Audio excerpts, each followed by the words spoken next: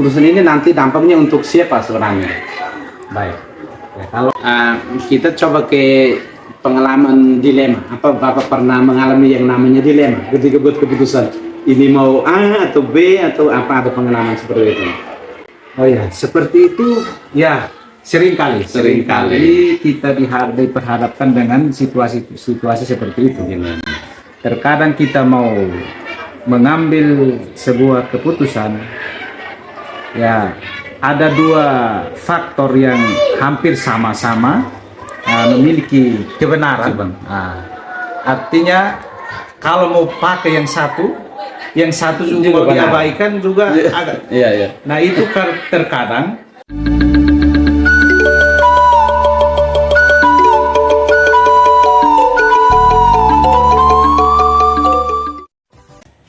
Salam dan bahagia, sahabat inovator pendidikan yang budiman. Hari ini senang sekali bisa mengunjungi SMP Negeri Wenopo. Ini bersama kepala sekolah pada SMP Negeri Wenopo. Tokoh muda ini bersemangat, tokoh yang penuh semangat, juga pengalaman, sangat potensial. Di usianya yang masih muda sudah beberapa tahun menjabat kepala sekolah, dan saya datang untuk belajar seperti apa pengalaman beliau berhubungan dengan membuat keputusan. Selamat pagi Pak Kepala. Terima kasih sudah bersedia menerima saya. Saya calon guru penggerak angkatan 5 Kabupaten Timur Tengah Utara.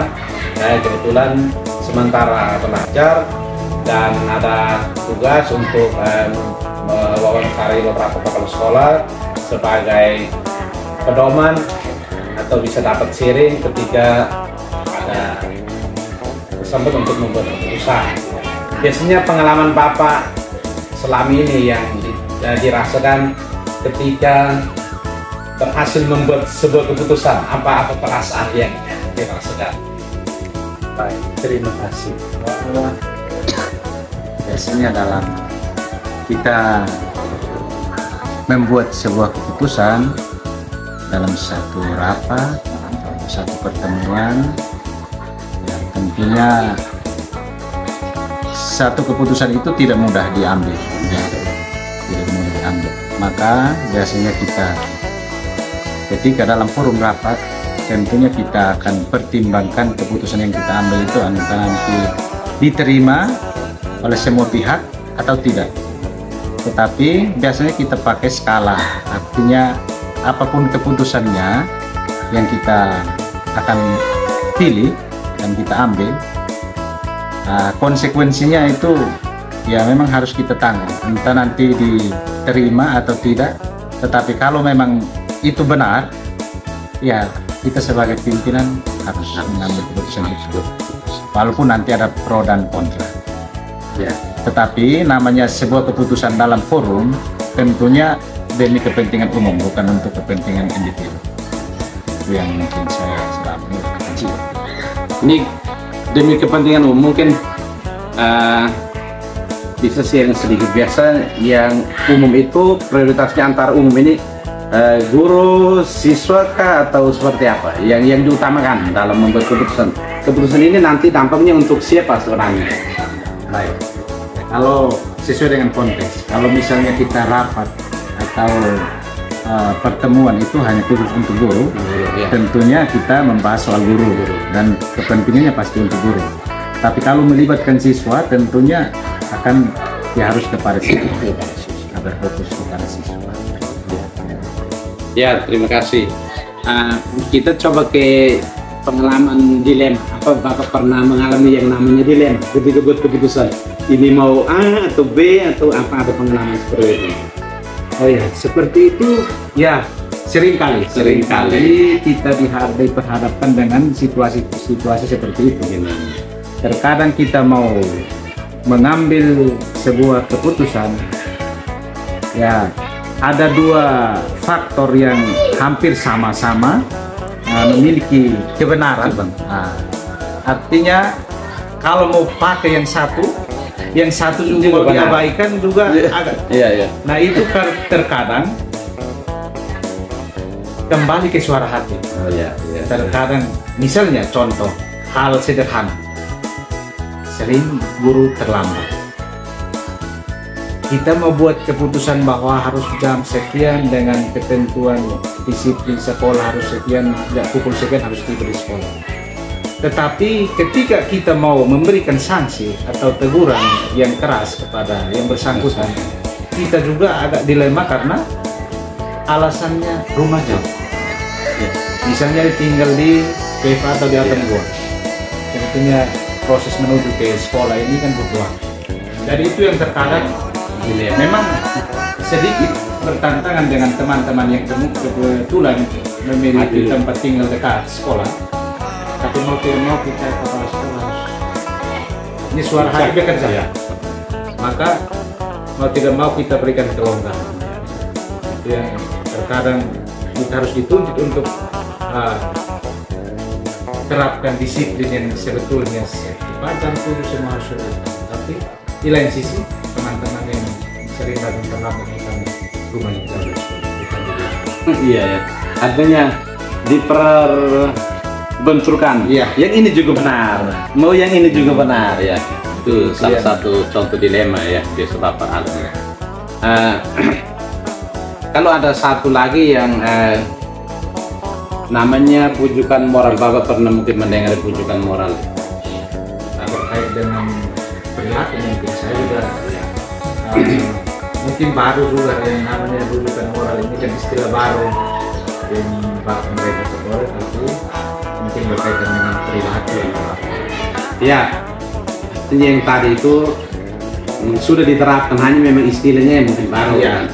Kalau rujukan moral itu yang sempat kami pelajari itu membuat keputusan sudah tahu bahwa ini salah, ini benar, dan itu biasa tidak terlalu dilema, tidak terlalu rumit karena tentu kita mengambil yang benar. Kalau salah, misalnya salah hukum atau apa tentu kita tidak. Jadi ada dua istilah dalam keputusan itu. Tadi pengalaman Bapak itu tentang dilema etika. Ini benar, itu seperti apa ya. Lalu mungkin dalam buat keputusan ada tokoh tertentu, tokoh panutan yang bisa dijadikan idola ketika buat keputusan ini. Dia selalu keputusannya saya senang kalau dia buat keputusan mungkin itu ada tokoh tertentu yang bisa dijadikan idola. Membuat keputusan kita belajar dari orang lain atau dari tokoh lain yang saya pikir mungkin juga ini mungkin di luar dari konteks, tapi sejauh pengalaman saya mungkin kita belajar dari keluarga. Di keluarga kan ada ibu atau ada suami, ada istri. Ketika terjadi satu persoalan atau satu masalah, tentunya kita juga akan bukan hanya bertindak bahwa saya seorang suami atau seorang kepala sekolah, tetapi ketika kita mendengar apa yang mereka katakan dan putuskan, ternyata pada akhirnya juga baik.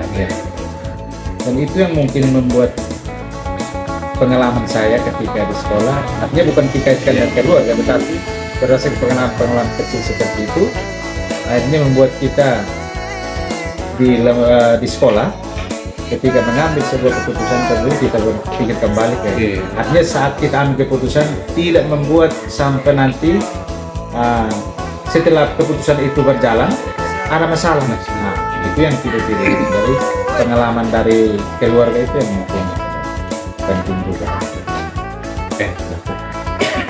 Biasanya ketika mengalami dilema, apakah ada jeda waktu bikin jatuh dulu untuk menyelesaikan itu kah, atau bisa langsung saja menyelesaikan? Misalnya supaya bikin keputusan, apakah tunggu dulu cari waktu komunikasikan dulu kah, atau Anda yang tidaknya harus selesaikan pengalaman selama ini? Kalau memang untuk penyelesaiannya biasanya kita tidak ada jadwal yang khusus atau itu sifatnya situasional. Kalau memang saat itu harus diselesaikan, ya selesaikan, kita selesaikan. Tapi Tapi kalau memang butuh waktu 1-2 hari akan kita tunda. Tetapi keputusan yang kita ambil itu tentunya untuk kebaikan, bukan untuk kepentingan siapa-siapa. Kepentingan bersama. Biasanya kalau ketika mengalami dilema itu yang menjadi pertimbangan itu contoh apa saja, misalnya tidak pertimbangan apa-apa atau menjadi kajian agar memang dilema ini kita itu agar dilema ini betul harus yang A atau yang B. Kajian mungkin ada golongan tertentu. Kita membuat keputusan sehingga nanti tidak, ketika kita tentukan ini tidak terlalu berat sebelah. Intinya saya biasanya tawarkan kepada forum, kepada teman-teman, tentunya ada berbagai pendapat. Dari berbagai pendapat itu kita olah kira-kira mana yang lebih dominan dan tidak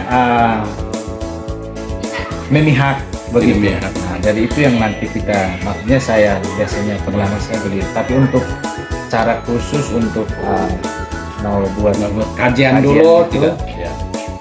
Saya pikir dia dengan sendirinya berjalan. Karena Mungkin intinya itu tidak melanggar hukum, tidak melanggar kode etik. Karena biasa kalau tentang dilema itu kan jangan sampai kita melanggar yang lebih berat. karena yang kita alami di sekolah ini kan tidak ada hal-hal yang luar biasa. Artinya masih banyak kecuali kasus yang kriminal sejauh ini kan tidak ada yang. Berarti yang dianggap keputusan efektif itu adalah ketika rapat bersama ditawarkan dan saling harus berpikiran. Ya, kita tidak bisa artinya secara hak veto dan kita mengambil sikap bahwa ini harus begini.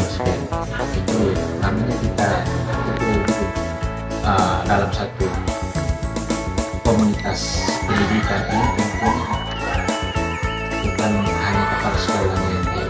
Kepala sekolah hebat itu karena guru, ya. Dukungan dari bapak ibu guru, pegawai baru kita bisa satu program berjalan dengan kita semua, bukan karena siapa kepala sekolahnya, siapa orangnya, tapi karena kerjasama guru-guru. Jadi terakhir Pak Kepala, bisa sharing supaya mungkin pengalaman untuk dibagikan ketika yang selama ini beberapa keputusan atau sudah pengalaman dengan membuat berbagai keputusan, pembelajaran yang didapat selama ini ketika buat keputusan yang sudah lalu itu apa yang Bapak dapat, sebuah pembelajaran seperti apa? Pembelajaran yang saya peroleh atau pengalaman baik yang saya atau input yang saya peroleh selama ini dari teman-teman itu memang banyak. Terkadang dalam situasi tertentu saat itu kita tidak punya konsep sama sekali.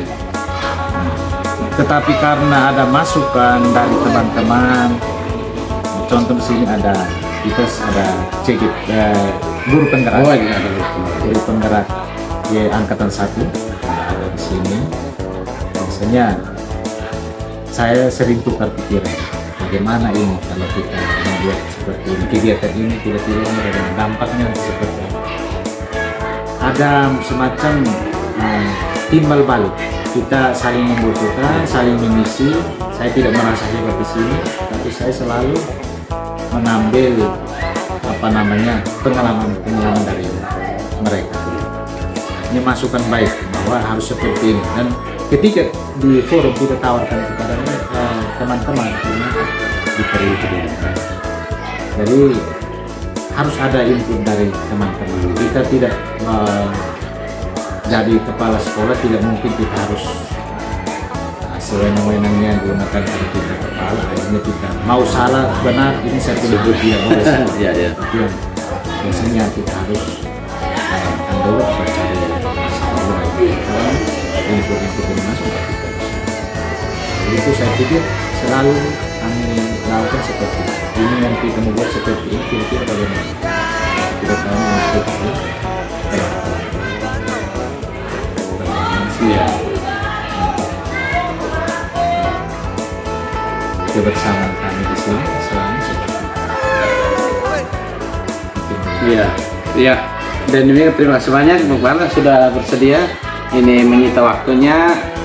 Pertanyaan-pertanyaan seperti itu saja ya. Jadi terima kasih untuk sharingnya. Selamat menahkoda ini SMP Negeri Nopo untuk kemajuan pendidikan di Kabupaten Timur Leste Utara. Terima kasih banyak atas bantuannya. Sukses selalu, semangat ya. berhasil dalam CTP. Ya, terima kasih banyak. Demikian wawancara saya dengan Bapak Kepala SMP Negeri Nopo, Bapak Freddy Nesi. Beliau sudah berapa tahun ya? Sudah 4 tahun ini, sudah 4 tahun menjadi kepala sekolah dan sudah banyak pengalaman membuat keputusan, dan puji Tuhan keputusan selalu membahagiakan dan juga untuk kepentingan sekolah ini. Sekian dan terima kasih. Juru bergerak Indonesia Maju.